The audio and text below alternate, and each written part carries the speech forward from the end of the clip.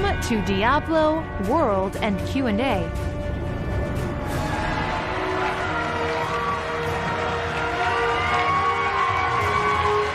Hello, Blizzcon! Welcome to the Diablo Immortal World and Q&A panel. My name is Wyatt Chang. I'm the lead designer on Diablo Immortal, and I'm joined by... Thank you. We love you too. I'm joined by my good friend, Matthew Berger, senior designer on Diablo Immortal. Now, before we get started, I have a personal message I'd like to share with all of you. We love our community, and our Diablo community is a passionate one.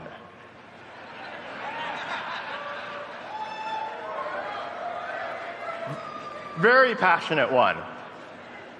And we want to say that we hear you, and we have multiple projects, Diablo projects, being worked on by multiple teams.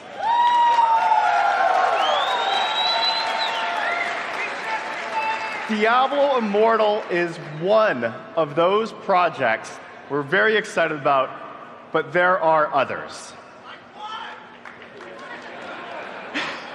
With that said, let's go ahead and get started with the Diablo Immortal panel.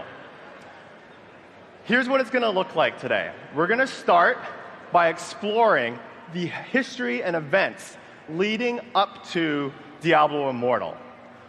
Matthew's going to walk us through the history of events and some of the characters, the heroes, the villains. We'll take a deeper look at some of the zones, the public shared zones and the instance dungeons that we looked at yesterday. And we'll wrap it up with a look at the 6 character classes with a sneak peek at some skills on all 6 classes. So to take us on our mystical, magical history lesson, Matthew Berger. Why are you so far from me? Don't you want to participate? All right, I don't want to crowd the space. Before I start, for some of you, I know this is going to be well-known lore, but we are welcoming new adventurers into Sanctuary, and it's important for them to know the history. And it's also important to keep in mind that you never know who's going to turn up in Diablo Immortal. So, with that said, I'm going to start with a timeline. Simple history of Sanctuary. On the one end, the creation of Sanctuary. We don't know when exactly, but we do know exactly how it happened, and we'll get back to that. At the opposite end, we have the end of times, which in Sanctuary seems to be always just around the corner. Thankfully, you guys have managed to push this back a few times. All right, so we're going to anchor the history of Diablo. Year 0, broadly speaking, is the creation of the Zakarum faith, one of the major religions in Sanctuary and the cause of a lot of problems. 964, it's a very important year. This is the Dark Exile. This is when Baal, Diablo, and Mephisto were toppled from their thrones in hell and were exiled to Sanctuary. This led the Archangel Tyrael to create the Horadrim in 1004. The Horadrim are a secret society dedicated to hunting down the primevals and destroying them. All right, the next date is something you guys know very well. It's Diablo 1, 1263. Followed very quickly by Diablo 2, Lord of Destruction. If you add Diablo 3 in 1285, you have 22 really tough years in the history of Sanctuary. Okay, so I'm going to blow up the timeline a little bit. There we go. So, Diablo Immortal happens in 1270. It happens 5 years after the end of Lord of Destruction, 15 years before the beginning of Diablo 3. But the genesis for Diablo Immortal goes way back. It goes back to the very beginning. It goes back to before the creation of Sanctuary. It goes back to the eternal conflict, the war between the high heavens and the burning hells. On the one side, you have the greater evils, who lead the legion of the burning hells. Facing them, you have the Angiris Council, leading the heavenly hosts. They oppose hell. They don't defend humanity. That's not the same thing. So we're going to have a look first at the greater evils. We have Andariel and Duriel, perverse siblings who like nothing more than the suffering of their victims, be it physical or mental.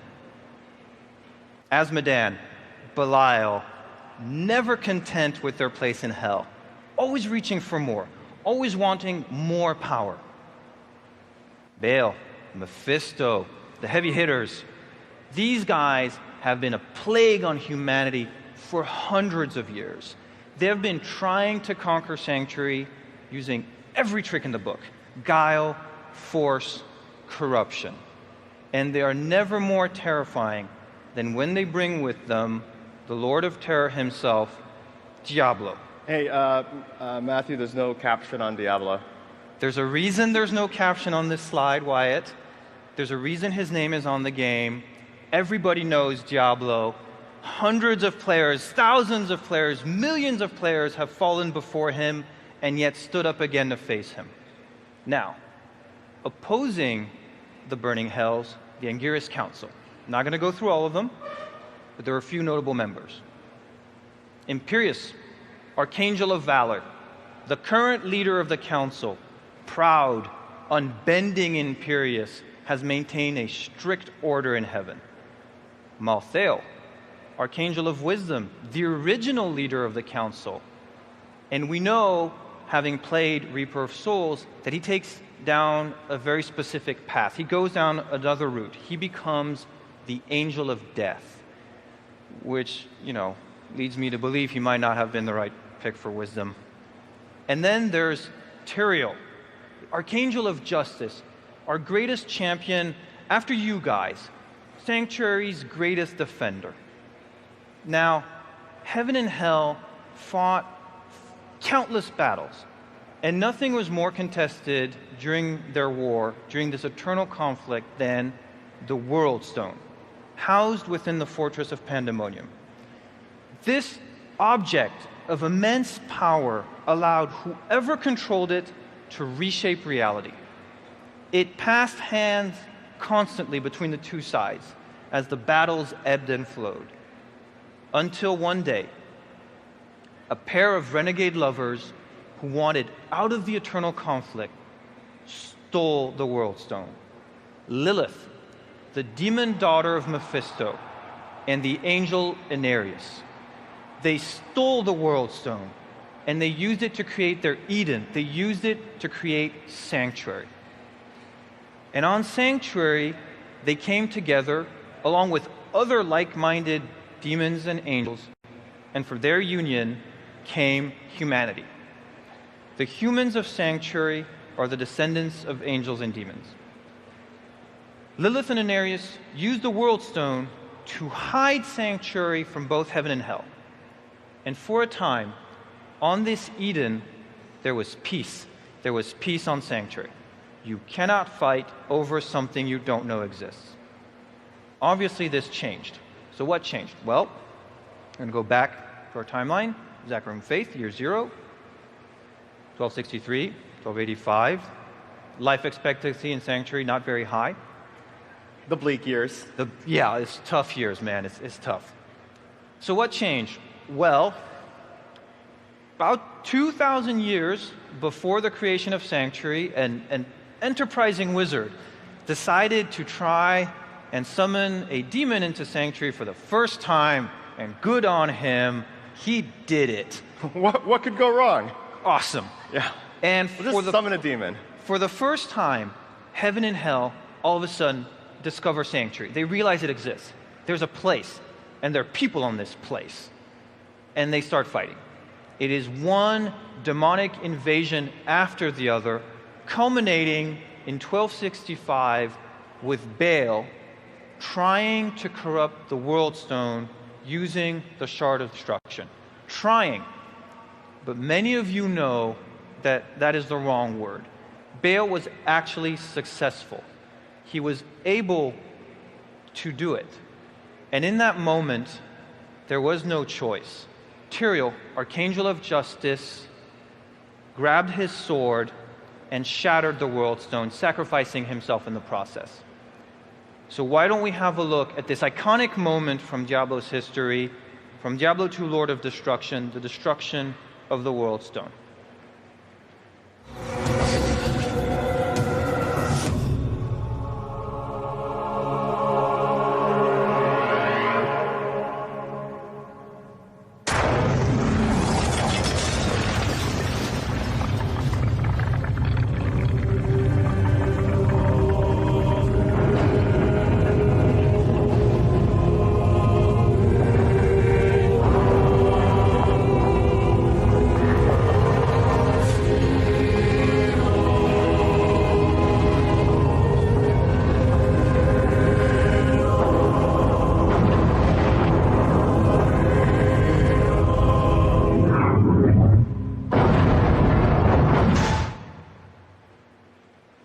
So there you have it. An iconic moment in the history of Diablo. Tyrael, the Archangel of Justice, sacrificing himself for humanity, once more defending us. And up until this point, we knew that the World Stone had been destroyed. He had saved us. But with Diablo Immortal, what we discover is that the World Stone was not completely destroyed. Some pieces survived. They're powerful, they're corrupt, and if they fell into the wrong hands, who knows what could happen. So, we're going to look at a few of those hands and give a sneak peek at some of the foes and allies you'll be seeing in Diablo Immortal. So first we have Purus, the Decimator. He was waiting for you at the end of the demo. He's still there if you haven't yet tried it.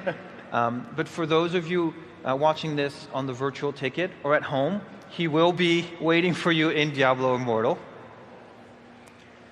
We want to bring back, old favorites, and we want to introduce new creatures for you to face. Each of them is going to try and stop you from saving Sanctuary. Each of them is going to try and forward the cause of evil, of the demons of hell. And none more so than this guy, Skarn, the Herald of Terror, Diablo's lieutenant, whose sole purpose is to bring back his master to life. Now, this is a Diablo game. You're not alone. You have allies. Some of these people will need your help. Some of them will help you. There is Vala, the demon hunter, her master Josen, Jacob Stalik, who's not well known to many, but who currently holds Eldruin while Tyrael is dead. And then, of course, Deckard Cain, the sage who has accompanied us on so many adventures and who once again will stand by our side as we face the hordes of hell.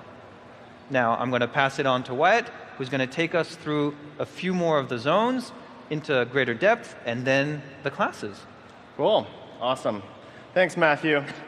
So yesterday, we looked at 3 outdoor shared zones and 3 instance dungeons for 4-player parties.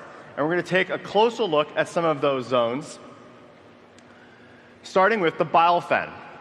The Bilefen is located in southern Honduras. It's actually an island just off the southern tip of Honduras, and it's got a port town there. There's a small port town called Port Justinian. And people of Port Justinian have a problem. There is all sorts of creatures and those fetish monsters that are making life very difficult for travelers coming in and out of the port, as well as for the people of Port Justinian. It'll be your job to go and help them, but while you're there, there's a wizard named Jin. Jin comes from the faraway region of Shansai, and Jin is there looking for some relics that were lost here in the Bilefen. The Bilefen is also the entrance, holds the entrance to one of our instanced dungeons, the Kikaris Rapids, which we previewed yesterday and we'll have a closer look at today. Here's a look at some of the gameplay in the Bilefen. As we mentioned, this is where you'll come across Jinn. There's also, in addition, a number of different beasts and spiders and snakes that we mentioned. Bog lurkers. The bog lurkers. We wanted to have a swampy area that's kind of reflective of basically this small island. There is a world stone fragment that has landed here in the Bilefen, and that world stone fragment is spreading corruption and making things a whole lot worse. So next, let's have a look at Zoltun Kull's library. We mentioned yesterday that Zoltun Kull actually has a number of small caches stored all over Sanctuary. And this is not the same as the archives of Zoltun Kull that we see in Diablo 3. The archives of Zoltun Kull is one place where Zoltun Kull kept his stuff, and the library is another, except another fragment, another corrupted fragment of the World Stone Shard has fallen here. I'm not sure stuff properly describes what Zoltun Kull keeps More lying specifically, around. there's like artifacts, he does research, there's scientific experiments that Zoltun Kull would do. It's horrible, it's dangerous. There's traps that he's laid out against potential invaders. And the best part is the library is guarded by a curator. And Zoltun Kull, being the egomaniac that he is, has left the curator there. The curator is actually a simulacrum of Zoltun Kull. The curator is a copy of Zoltun Kull. He made a copy of himself. Because he's an egomaniac. And the best part is the copy doesn't know that he's a copy. So hilarity ensues. Yeah. From Zoltun Kull's library, we travel east, far east, to eastern Kyrgyzstan. This is past Chaldeum, to the Shasar Sea. Here in the Shasar Sea, you'll find a young Vala training with her master, Jozen. Vala's history, much like many demon hunters, is one filled with anguish. Her home village was ravaged by a demon invasion. Everybody in her village was slain, and she is the lone survivor. She came across Jozen, who is training this young Vala and teaching her to take her anguish and her pain and channeling it to fuel a desire for revenge against all demons. It is here in the Shasar Sea that Vala and Jozen have caught wind that a demon nest has formed, and they're there to slay demons, as demon hunters do. Seems right. So those are some of the outdoor zones that we have in Diablo Immortal. Next up, let's start looking at some instanced dungeons. As we mentioned yesterday, the instance dungeons are 4-player dungeons for a specific crafted experience. Whereas in the outdoor world, monsters respawn over time. In the instance dungeons, the monsters stay dead. There's also mechanics that we can do in an instance dungeon that we wouldn't normally be able to do, like this rope sequence down, where you're rappelling down a cavern. The Tomb of Fahir is actually divided up into 3 different segments. In the most outermost section, you and your party need to unlock 2 seals to make your way into the inner sanctum. There, you descend down the rope and face off against the Brood Mother. Not even an arachnophobia warning. Oh, yeah, arachnophobia warning. Yeah, or really creepy birthing pods on her back. Yeah. Too. Yeah, I think I saw this in the shower the other day. That was No, if you saw that, it would take up the whole bathroom. But if you defeat the Brood Mother, you can then make your way into the inner part of the Tomb of Fahir. And it's worse? Oh, That's your much reward? worse. Much worse.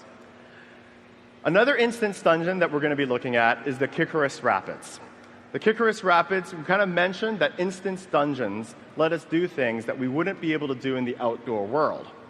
In the case of the Kykaris Rapids, you begin by making your way along the riverbanks of the Bilefen until you get to the riverside. And there, you'll commandeer a boat. Not a boat. You'll commandeer a raft. Not a raft. You'll commandeer a bunch of sticks tied together by string to make your way down the rapids. And venture along. It's kind of like a theme park water ride with monsters trying to kill you the whole way. And should you make it, it's fun. What theme parks do you go to? It's fun. It's fun. Trust me.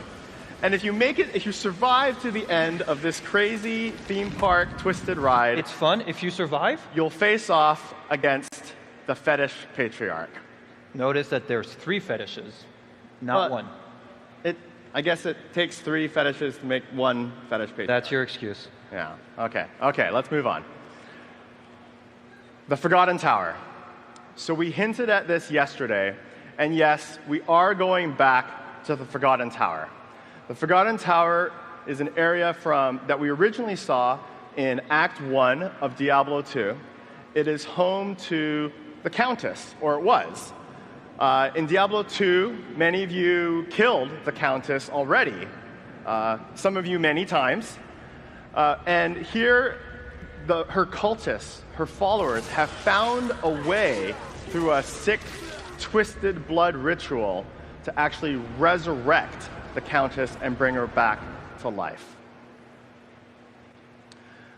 From the Forgotten Tower, the resurrected Countess rules over the Dark Wood and the Black Marsh. I love this slide. This is the best. All right, so that's a look at some of the instance dungeons, some of the gameplay that we're hoping Diablo Immortal will capture. Let's have a look at the classes, as well as a sneak peek, like we promised at the beginning, at some of their abilities. Starting with Barbarian. Barbarians. Now, barbarians have lived on the slopes of Mount Arreat for generations. Their ancestral duty to protect the mountain and the World Stone that was beneath it. The destruction of the World Stone, the destruction of Mount Arreat, has thrown all that into question. This is a fresh scar still on the barbarian spirit as they try and find a new purpose, a new sense of identity. Barbarians are proud warriors and dangerous warriors who like to take the fight up close to their enemies. They harness their fury, charge at them, and then unleash it in a savage series of blows. Let's have a look at some of the skills in the Barbarian's arsenal. Starting with Furious Charge. This is a returning favorite that makes use of Diablo Immortal's touch controls.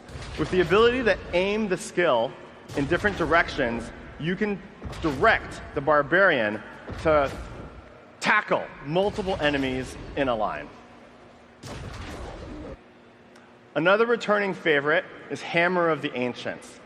The Barbarian is a master of melee weaponry, and Hammer of the Ancients represents the Barbarian's connection with spiritual ancestors, and by channeling some of that energy, can summon a mighty hammer to smash all enemies in front of them. But we've done many things in terms of, the Barbarian has been able to throw many things in the past: axes, spears, boulders.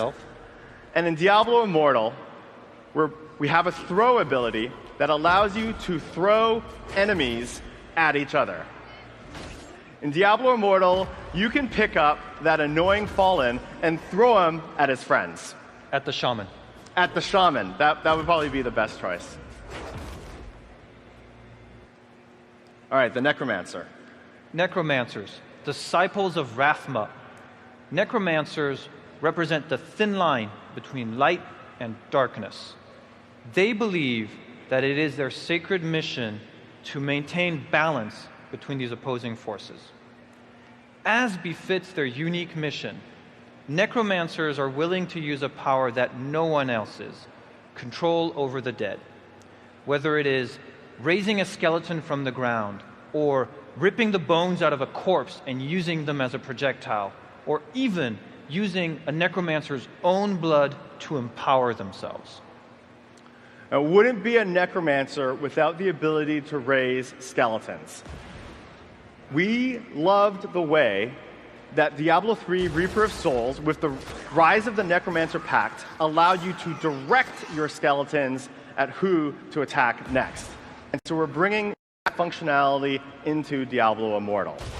Now, the necromancer is a master of the undead, but also uses corpses as a resource. We love the way corpse lance allows you to rip the skeletal structure, the spine, out of a fallen foe and hurl those bones at another foe, sometimes killing them and allowing you to use their corpse. Do you really like doing that circle of death, killing one guy with them? The circle of death. Mm-hmm. In addition to skeletons and corpses, we also know that the necromancer is a master of bone. And skeletal spikes allows you to rip bones out of the earth itself and impale enemies from below. Oh, corpse lance. Skeletal spikes, then use their corpses, corpse lance. Crusaders. Crusaders are holy warriors of Akarat. I see a crusader there, possibly a holy warrior of Akarat. They were first created to remove the taint of Mephisto from the Zakarum faith. They represent honor, goodness, and a steadfast devotion to duty. Holy war machines encased in steel, Crusaders are a fearsome sight on the battlefield and a photo respect. And yet, their martial prowess is not the end of it. It is augmented by their faith, which allows them to use the power of the light to strike down at their enemies. The Crusader uses both melee weapons and shields in combat. And to capture that, we're bringing back Blessed Shield with a twist. The Blessed Shield can be aimed using Diablo Immortal's directional aiming, but it damages enemies on the way out and on the way back in. And any enemies who aren't killed are pulled towards you, so you can continue to pummel them at point-blank range. And then kill them. And then kill them, if they somehow survive the blunt force trauma from the shield. Another skill we're bringing back is Sweep Attack. Much like the Wizard's Chill Wind, the Sweep Attack allows you to begin, as soon as you press your thumb down on the skill, you start charging up and swinging your flail, winding it up. You gain damage and range the longer that you hold down your thumb while aiming the skill. And when you have those enemies in your sight, you can simply activate the ability to unleash your fury. And a new twist on another skill, Falling Sword. So Falling Sword has been adjusted to be a two-stage ability. The first activation of the ability, you can target a location in the world, and that drops their sword in that location and damages enemies in that area. However, when you activate the ability a second time, you come crashing down from above. You can use other abilities in between the first and second activation. So you can drop your sword, jump on a horse, run around the battlefield, use some extra melee attacks, and then activate the ability a second time for your grand finale. Or use your horse, drag the guys to the sword, and then jump back down on them. Right on their head. That's what I'm going to do. Wizards. Magic. Yes, wizards. Some You wizard fans. guys are going to like this. Magic is a tricky element to master in Sanctuary. This is why it is taught under strict conditions in one of the few magical academies. Wizards, however, have no time for such timidity. They believe that as long as the reward is worth it, the risk does not matter. They show no restraint, be it in their personality or in their magic. If it's worth doing in style. One of the first ability we want to look at today for the wizard is Meteor. Meteor allows you to target a location for that call down, for that celestial body to fall down and rain destruction on your enemies. We're bringing back Ray of Frost. Again, it's an activated ability in two stages. The first stage starts the channel, and the second ends it. We're going to see a little bit more of Ray of Frost in just a little bit. Another cold skill, this one's a new one, is Ice Crystal. Also a two-stage ability. The first activation of Ice Crystal allows you to place the Ice Crystal somewhere on the battlefield. The second activation, or when the duration runs out, the crystal explodes, sending shards of glass in all directions. Wyatt, I kind of said they had style, so this is great. This feels a little restrained. Like, can you help me out? We can do something more. Okay. If you want to check out what happens when you combine Ray of Frost with Ice Crystal.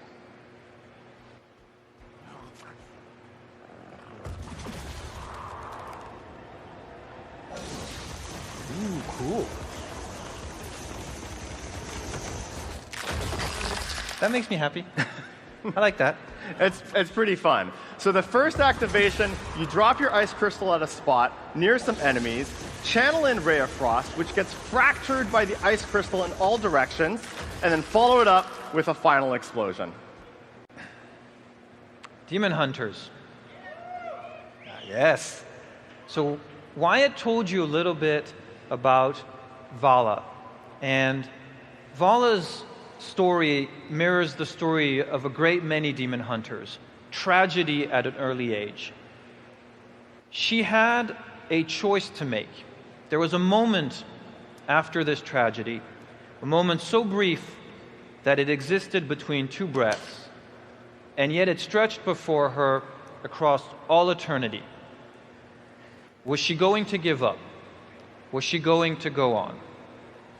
Vala made the choice that all demon hunters make, faced with that moment in their life. They choose revenge. Armed with a variety of ranged weapons, traps, and harnessing ancient shadow magic, demon hunters hunt down demons wherever they may be, with the singular goal of destroying them. Now, Diablo Immortal is a unique time because this is the moment where the demon hunters are beginning to come together to create their order. Demon hunters capture both acrobatics, dexterous movement, and ranged weaponry. One of her new skills, Daring Swing, allows you to reposition yourself from one location on the battlefield to another while shooting from an advantageous position.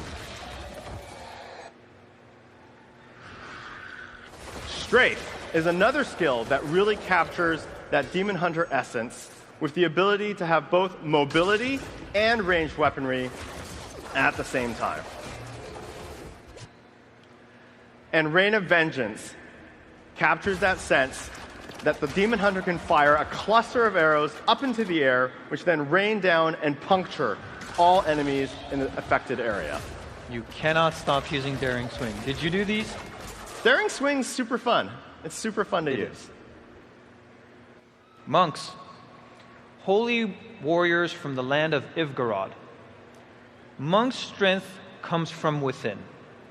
Such is their spirit that they're able to express it outwardly to either damage their enemies or shield their allies.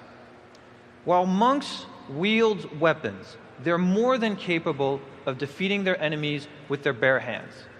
In fact, such is their hand-to-hand prowess that they often are able to strike at multiple enemies at the same time in multiple places. Nothing captures that sense that the monk is in many places at once, quite like Seven-Sided Strike, which many of you have seen in the demo. Seven-Sided Strike allows you to move so fast so as to appear in multiple places at once. Say 7. One might even say 7. One day I will make an 8-sided strike. I will be happy.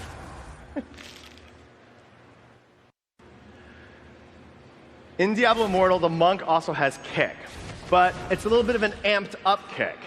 You can use kick off of walls to rebound off of them and hit enemies on the return path.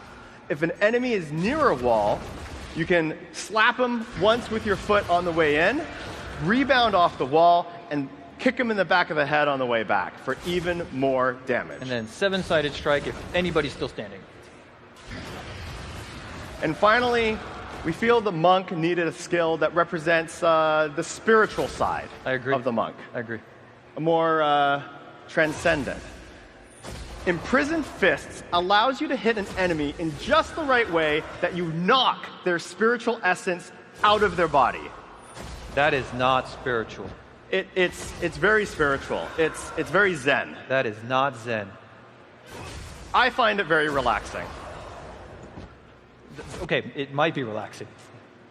So there we have it. Those are the 6 classes in Diablo Immortal with a sneak peek at some of their abilities. We have some time for Q&A, and to join us up here on stage for Q&A, we've also asked Sean Copeland to join us on stage.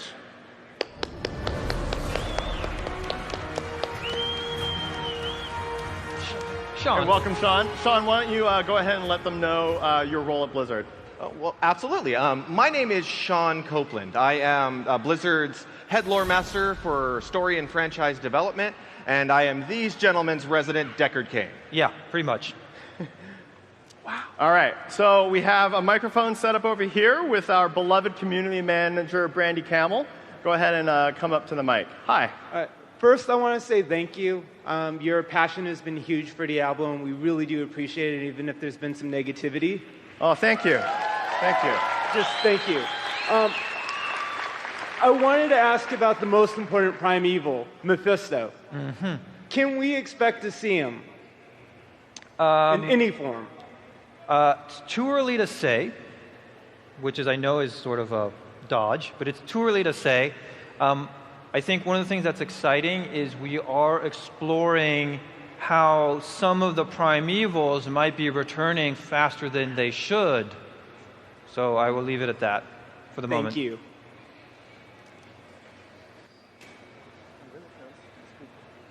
Hi, I'd like to preface this question with saying that I'm sorry that the way people treated you yesterday by asking if the game was an April Fool's joke. That was really inappropriate of them.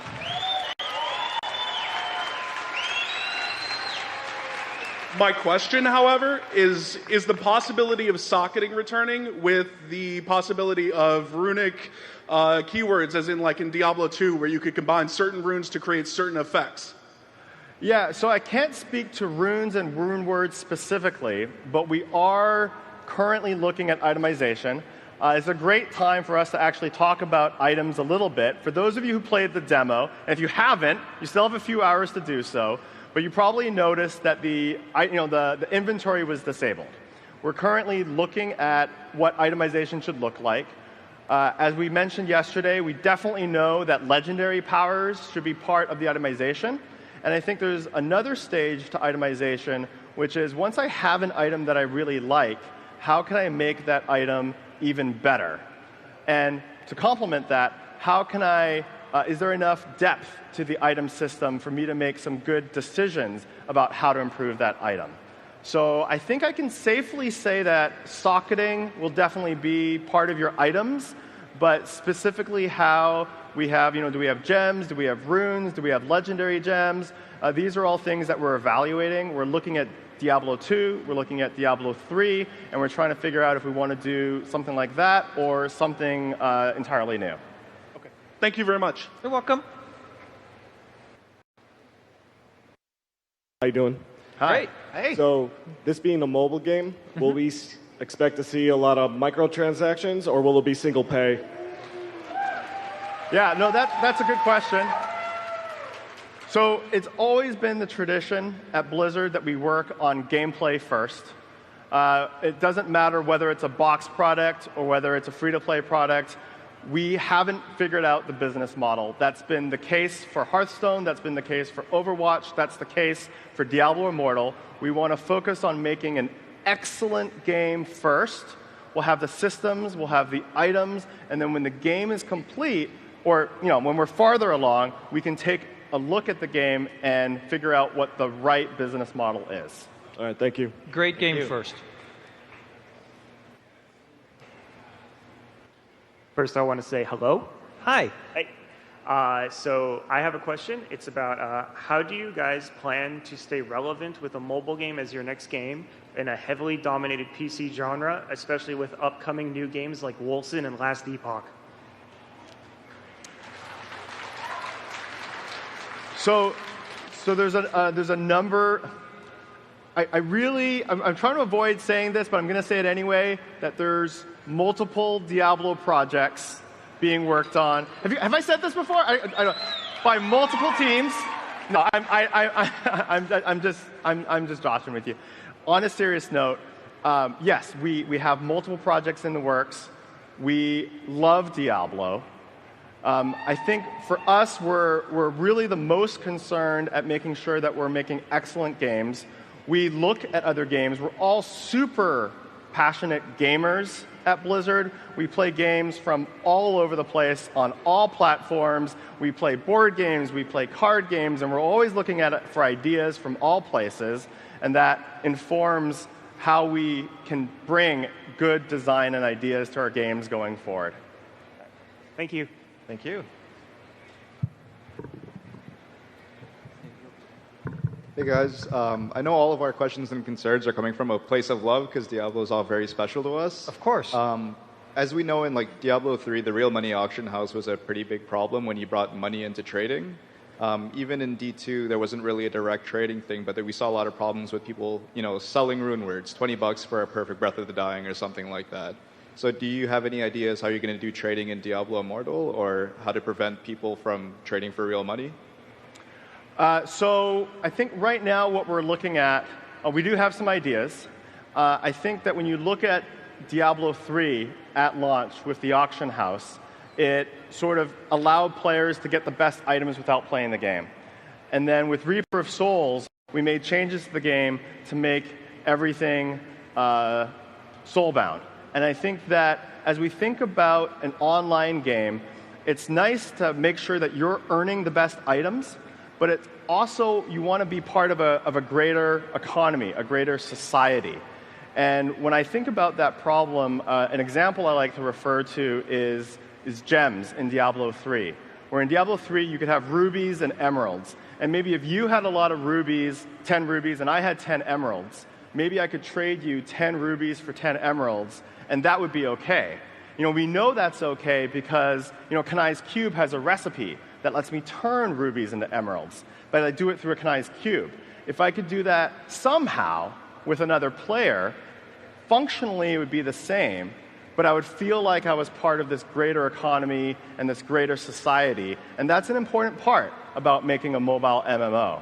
So while we don't have any specifics, I think we've seen what a full auction house looks like, and we've seen what a lot of Soulbound looks like, and maybe there's a little middle ground somewhere in between, a sweet spot, so to speak. All right, I think we have time for one more question. No pressure. Hey, Nine. Oh, hi. The Crusader keeps falling. No. So you mentioned that we're going to be able to go through and look at the history of the Demon Hunters, or I guess the formation of the Demon Hunters. What about the other factions? Are we going to get to look at other people's histories? No pressure. There's a really big time frame that we're dealing with for Diablo Immortal. And there are events that happened before, and there are events that are going to be happening in Diablo 3. And so there are sort of questions on either side of that equation that we can look into and we can start to provide answers to. So, one that I like to mention is Malthael. Like, this is the period where Malthael decided that all of humanity had to die, which is a pretty momentous decision, and maybe we could, find out exactly why and how that happened. The formation of the Demon Order is another one. I think there are other groups and individuals, Sean, which have interesting histories in this time. So I can't promise where we're going to go and what we're going to do, but it is exciting to have so much to address and so much to give and to explore as a player. And I got to say, and I'm looking forward to you guys checking out these stories, to check out the new content that's being available, because as a lore master, I am a huge fan of Diablo's story. Yeah. So I'm working with these gentlemen to help making it come to life. I cannot wait for you guys to check this out. It's going to be awesome. Yeah. Well, thank you very much, everybody, for joining us for the Diablo Immortal World and Q&A panel. You guys are great. It has been an epic BlizzCon. And everybody, I hope it's been an awesome weekend, and continue being excellent to one another.